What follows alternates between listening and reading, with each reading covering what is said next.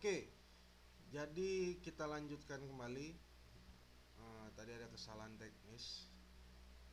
Jadi Raffles ini bukan tidak merugikan rakyat, tapi malah memberikan kenyamanan kepada rakyat. Kenapa seperti itu? Banyak hal yang dirubah oleh Raffles dari orang-orang Belanda yang dikuasai oleh Prancis pada saat itu.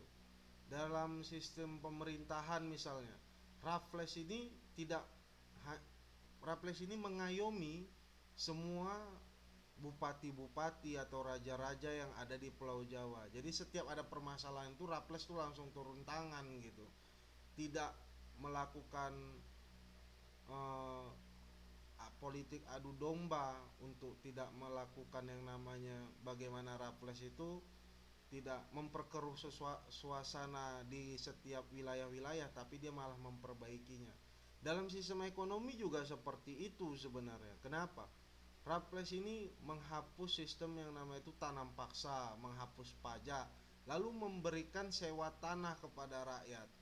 Nah, lalu Raffles itu menyuruh rakyat, ini menyuruh ya, bukan menyuruh sih, tapi berseru kalau bisa. Nah, gitulah bahasanya, kalau bisa rakyat itu menanam itu tanaman yang sangat laku di pasar perdagangan dunia.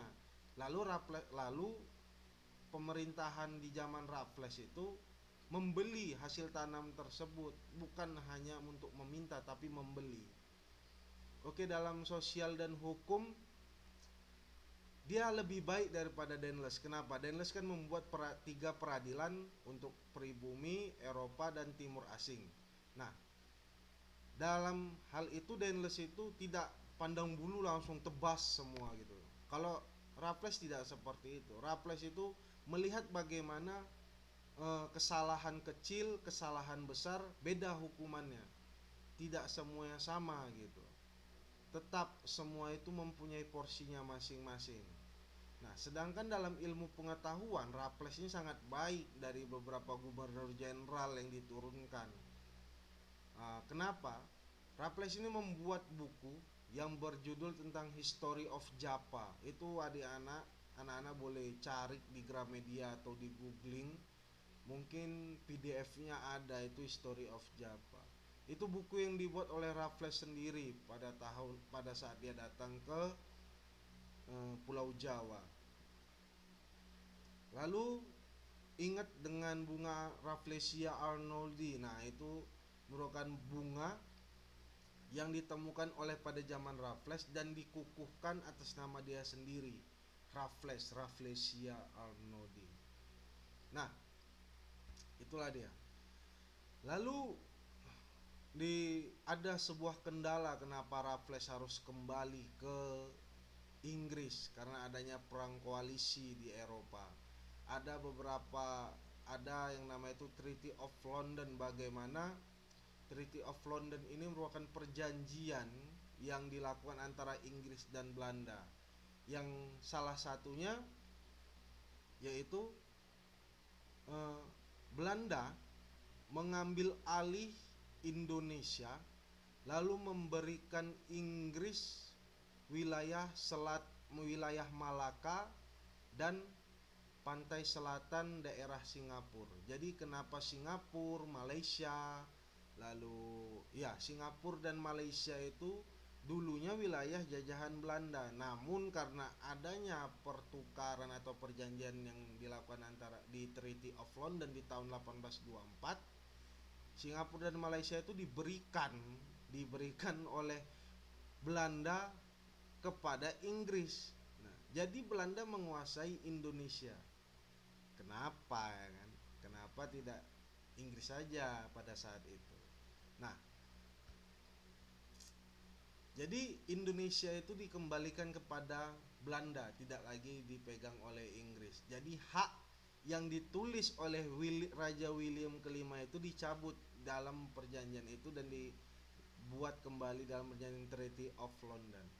Nah, hal itu kenapa? Bukan karena Inggris itu kalah perang, tapi karena Inggris dan Belanda merupakan sekutu.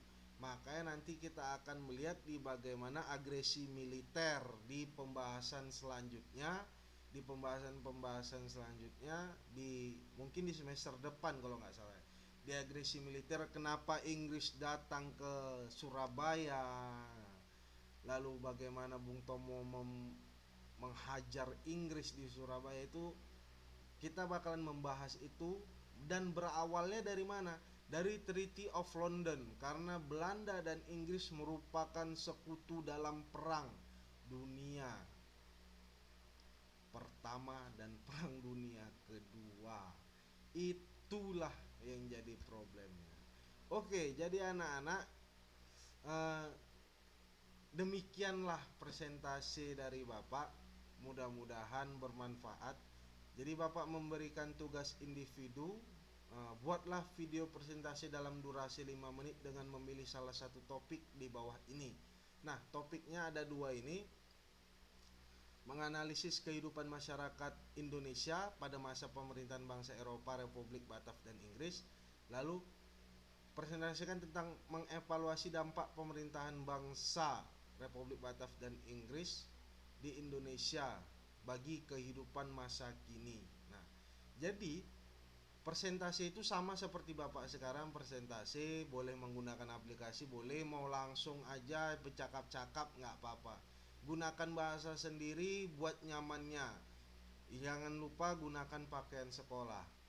Oke, Bapak tunggu di email Bapak di adikabang966@gmail.com. Tugas itu Bapak beri waktu selama 1 minggu dari anak-anak, dari kita, dari anak-anak melihat video ini. Oke, terima kasih. Selamat berjumpa kembali dalam materi selanjutnya. Selamat siang. Salam sejahtera bagi kita semua. Salam. Om Swastiastu, Namo Buddhaya, salam kebajikan. Tetap jaga kesehatan, ikuti protokol dari pemerintah.